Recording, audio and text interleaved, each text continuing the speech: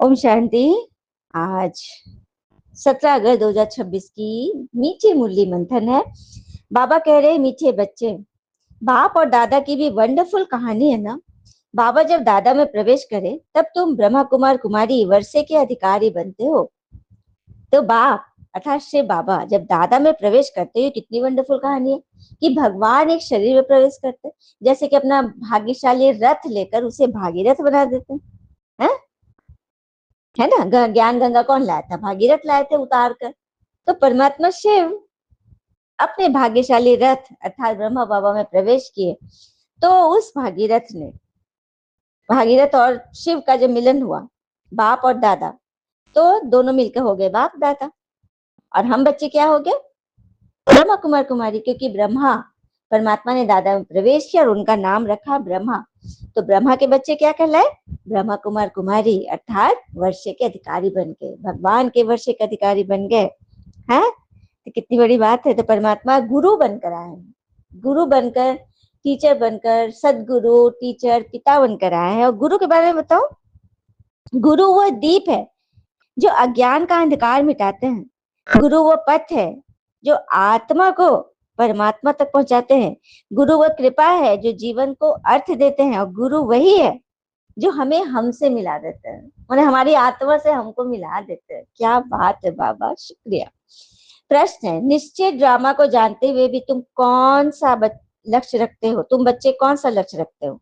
उत्तर, पुरुषार्थ कर गैलप करने का, अर्थात विनाश के पहले बाबा की याद में रह कर्मातीत बनने का लक्ष्य अवश्य रखना है। कर्मातीत, कर्म करे और उसके परिणाम से परे।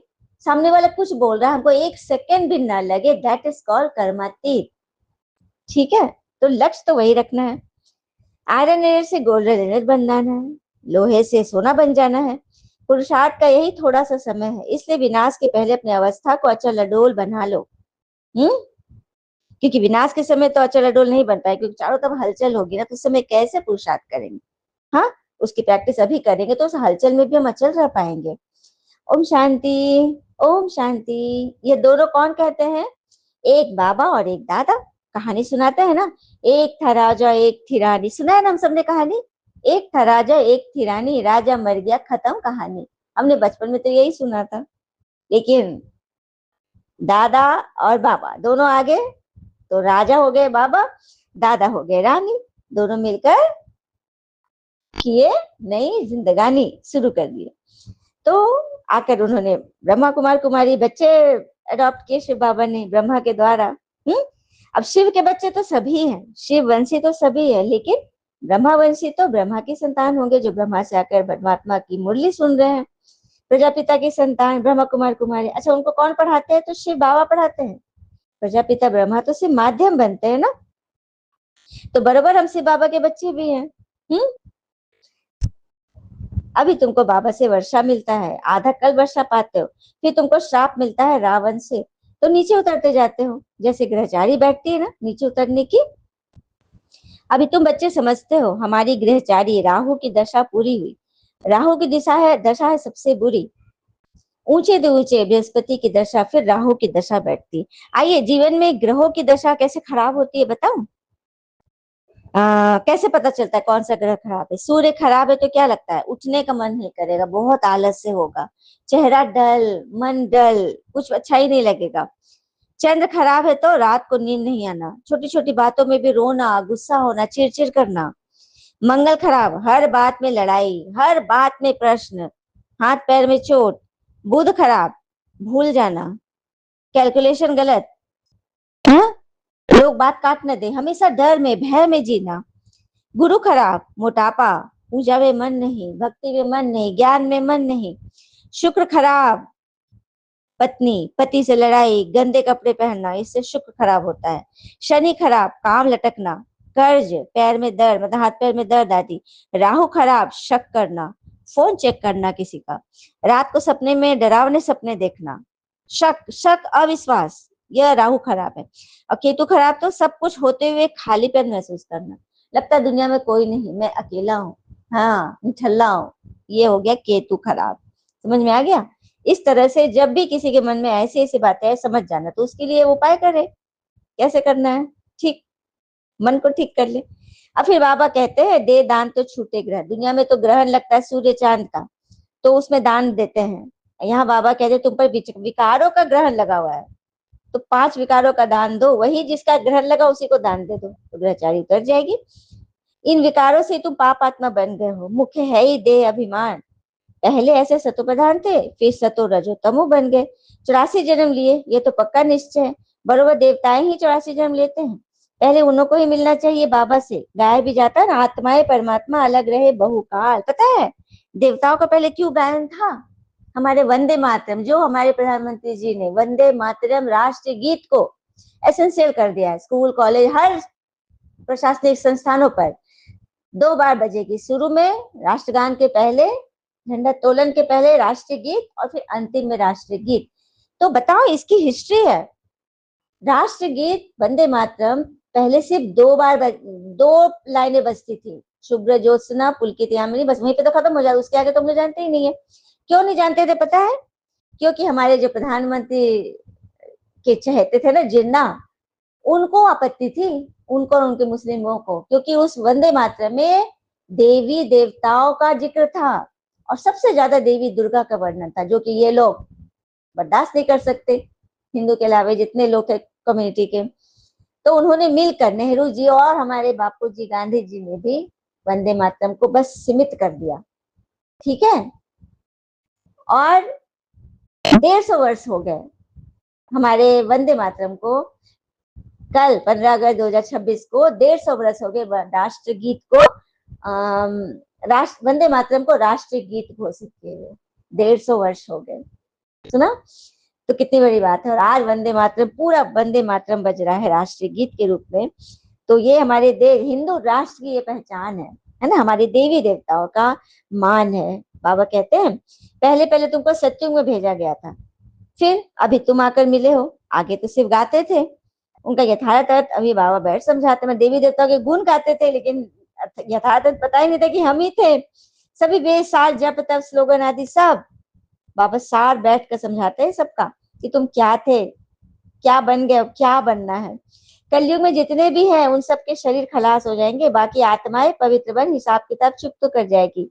यह सबके क़यामत का समय है, आत्माएं शरीर छोड़ चली जाएगी, ये तुम्हारी बुद्धि में अभी है। जब तक हम कर्मातीत अवस्था को पाए तब तक हम संगम पर खड़े हैं। जो कर्मातीत बन जाए, बोला ना शरीर छूट जाएगा, वो उड़ जाएंगे, आत्मा उड़ जाएगी। और जो निश्चय बुद्धि होते जाते हैं तो निश्चय बुद्धि विजयंती, फिर जाकर विष्णु, श्री विष्णु के गले की माला बनेगी। एक है रुद्राक्ष की माला, शिव की माला, दूसरी रुंड अर्थात विष्णु जी की माला। उस रुंड माला में छोटी छोटी शक्ल होती है, यह निशानी है हम आत्माएं ही आकर फिर बाबा के गले के माला का दान, कल बाबा ने अव्यक्त में बोला ना, गले की जो माला होती है 108 की, शुरू वाला 1 2 नंबर दिखाएगा, बाकी का तो कोई नंबरिंग ही नहीं है, कोई नंबरिंग नहीं है, इधर से पकड़ो तो इधर, उधर से पकड़ो तो उधर, ठीक है।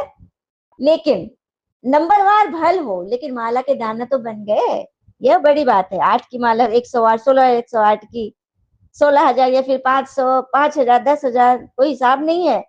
मालाएं तो बाबा ने बोला है तुम पुरुषार्थ तो करो, मैं लड़िया पे लड़िया बना दूंगा। हाँ, तो बाबा कहते तुम जितना नजदीक आते जाएंगे तो सब समझ जाएंगे, आज हम यहाँ है, कल विनाश होगा, फिर सत्युग में थोड़े से देवी देवता होंगे, बाद में वृद्धि को पाते हैं, सत्युग के आसार भी दिखाई पड़ते हैं, बाकी लाखों जाकर फिर लाख कहे व 9 लाख रहे, एक्यूरेट नहीं कर सकते, मतलब 9 लाख 10 लाख मतलब ऐसे ही है ना सत्युग की जनसंख्या। ये बाबा किसकी तैयारियां तुम कर रहे हो? हाँ, विलायत में भी अब खूब टैक्स आदि लगते रहेंगे, बहुत बहुत महंगाई होकर फिर एकदम सस्ताई हो जाएगी। सत्युग में कोई चीज पर खर्चा नहीं होगा, सब खानियां आदि दूर हो जाएंगे सत्युग में, मतलब सब कमियां दूर हो जाएगी और हीरे मोती की खाने भरपूर हो जाएगी। क्योंकि लक्ष्मी नारायण के पास बहुत वैभव था ना, श्रीनाथ द्वारे में आज भी देखो ना मूर्तियों के आगे कितने वैभवों का भोग लगाते हैं, वहां बहुत माल बनाते और खाते रहते, कहेंगे हम देवताओं को भोग चढ़ाते हैं, और मान्यता यह है कि भोग नहीं लगाएंगे तो देवता नाराज हो जाएंगे। पता है प्रकृति का आभार है जो हम भोग लगाते हैं, प्रकृति में इतने सुंदर सुंदर फल फूल सब्जियां व्यंजन बनाने की जो रेसिपीज है, जो सामग्रियां है, प्रकृति तो दे रहे हैं, और प्रकृति दे रही है प्रकृति पति के इशारे से, क्योंकि भगवान के इशारे से तो सब कुछ चलता है। इसीलिए हम लोग उसका आभार प्रकट करते हैं उनको और भोग लगाते कि आपका दिया हुआ आपको पहले स्वीकार कराते, फिर खाते हैं। समझ में आया?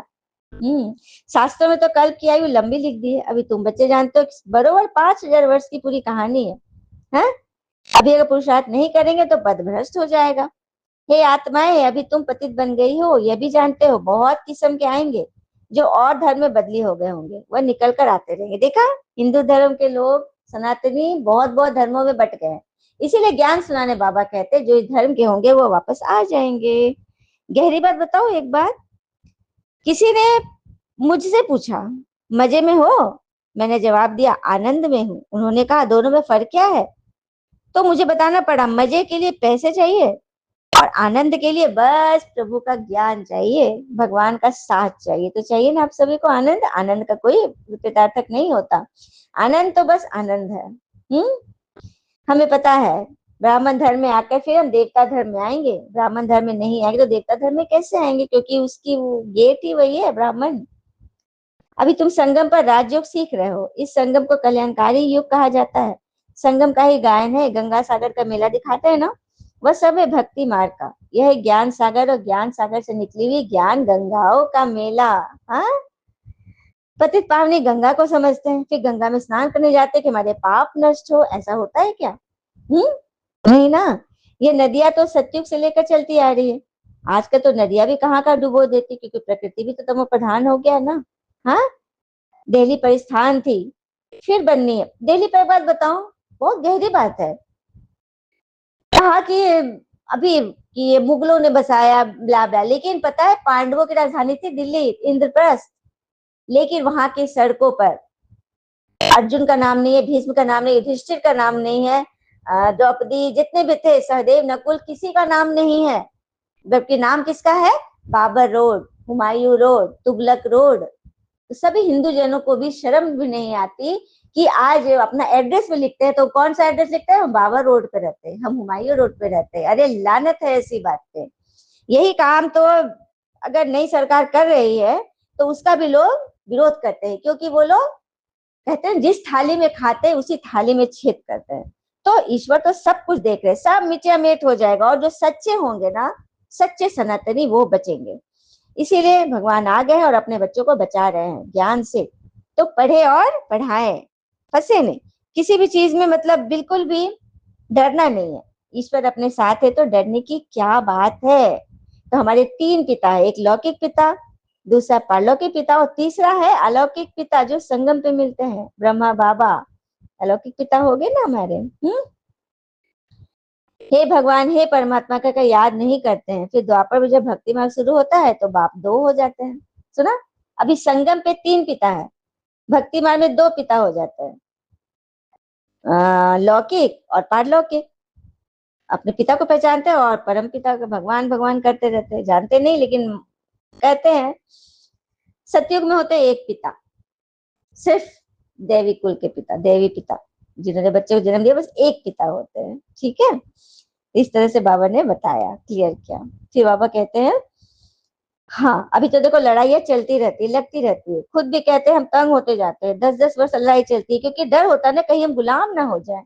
तो गुलामी पर भी एक बात बताती हूँ, चीन, भारत पे अंग्रेजों ने शासन किया था, हम गुलाम थे। सबको हमारे कोर्स में रटाया गया, बच्चों को रटाया गया कि हम गुलाम थे, अंग्रेजों ने शासन किया। हम सबको पता है कि हमारे ऊपर अंग्रेजों का राज था, हम गुलाम थे, हमारे दास थे। लेकिन चीन पर जापान का राज था। लेकिन जैसे ही जापान से वो मुक्त हुआ चीन, उसने अपने पिछली हिस्ट्री के सारे पन्ने हटा दिए। वो गुलामी वाली बात, जितने साल जापान शासन पे रहा उसने अपनी पढ़ाई पे डाला ही होगा, बच्चों के बुक्स पे। लेकिन जैसे चीन ने कब्जा जमाया, जीता, उसने वो पुराने कोर्स खत्म कर दिए और नए चीन की स्थापना की, जिससे आने वाले बच्चे को पता ही नहीं चले कि हम कभी गुलाम थे। जापान का रोड या कुछ भी था, उन सबको पहले हटा दिया। चीन अपना चीन सारा कर लिया कि हम स्वतंत्र हैं, हमारे हमारे पास गुलामी की कोई निशानी नहीं। और भारत में देखिए तो सभी सभी सब जानते हैं कि हम गुलाम थे। तो ये गलत है। मतलब अपनी गलत बातें बताओ, जिससे कि हम गुलाम थे, हमारे में तो ताकत नहीं थी, हम पर 200 साल राज किया, इससे हमारी मानसिकता कमजोर होगी। सुना? ऐसा नहीं करना चाहिए, समझ के करना चाहिए, ताकि जो जिससे बच्चों का विकास हो वो बात बताना चाहिए। तो वही देखिए ना, माया भी घड़ी घड़ी बुद्धि योग तोड़ देती है। अर्जुन हम अडोल स्थिर कहाँ बने हैं, इसे तो माया तूफान लाती है। कोई तो सारे दिन में घंटा आधा भी याद नहीं करते। बाबा कहते तुम कर्मयोगी हो, 8 घंटा तो सर्विस करते हो, 8 घंटा याद करो। हाँ, बाकी 16 घंटा तो तुमको दे दिए, खाओ पियो सो, उसमें जा रहा है, लेकिन 8 घंटा जो हो कर्म व्यवहार में तो याद करो ना। तुम बच्चों को तो अंधों की लाठी भी बनना है, सबको रास्ता बताना है कि बाबा को याद करो, चक्र को याद करो, सुदर्शन चक्रधारी बनो। अच्छा, मीठे मीठे बच्चों प्रति भगवान की नमस्ते, हम बच्चों के प्यारे बाबा को नमस्ते। धारणा के लिए मुख्य सार पहले पॉइंट, कम से कम 8 घंटा याद में रहने का पुरुषार्थ करना है। अपनी अवस्था अचल अडोल रखने के लिए याद का अभ्यास बढ़ाना है, गफलत नहीं करनी है। दूसरी पॉइंट, ये ड्रामा बिल्कुल एक्यूरेट बना हुआ है, इससे किसी पर भी नाराज नहीं होना है। कहते हैं ना, कभी भी अपनी जिंदगी में किसी से नाराज मत होना, तो किसी को दोष मत दो। क्यों? क्योंकि अच्छे लोग आपको खुशियां देंगे, बुरे लोग आपको अनुभव सिखाएंगे, सबसे बुरे लोग आपको सबक दे जाएंगे, बहुत कुछ सिखाएंगे, सहन करने की शक्ति, संभालने की शक्ति, हाँ सिखाएंगे। और सबसे अच्छे लोग आपको खूबसूरत यादें देते जाएंगे। इसीलिए कभी भी किसी बात में प्रश्न मत करो, नाराज मत हो। ड्रामा के राज को जानो। वरदान है, तोड़ना, मोड़ना और जोड़ना, इन तीनों शब्दों की स्मृति द्वारा सदा विजयी भव। तोड़ना, मोड़ना और जोड़ना, इन तीनों शब्दों की स्मृति द्वारा सदा विजयी भवते हैं। सारी पढ़ाई और शिक्षाओं का सार बस ये 3 शब्द है। कर्म बंधन तोड़ने हैं, अपने स्वभाव संस्कार को मोड़ना है, और तीसरा, एक बाबा से सर्व संबंध जोड़ने हैं। यही 3 शब्द संपूर्ण विजयी बना देंगे। क्या है, फिर से सुनिए। अपने सारे कर्म बंधन, तो जहां कोई बंधन वाला व्यक्ति है वहां से तोड़ दीजिए, उड़ जाइए। तोड़ के पिंजरा उड़ चली मैं, है ना, बंधन नहीं बंधना है, उड़ जाइए। संबंध, संबंध, जब आपका विचार एक दूसरे से सम हो जाएगा ना, उस बंधन में बंधिए, तो उसमें कोई दर्द नहीं है। दादी दीदियां लोग जब मिलती थी, क्योंकि उन लोगों में संबंध था, कोई कर्म बंधन नहीं था जो बंध जाएंगे हम। क्योंकि इसमें ऐसा होता है ना, पहले तो बहुत मिलते थे, अब नहीं मिलते, प्रश्न आ गया। प्रश्न सारे जब मर्ज हो जाए, एकदम आप देह से उपराम हो जाओ, अव्यक्त स्थिति हो जाए, फिर मिलो ना भाई, क्या दिक्कत है।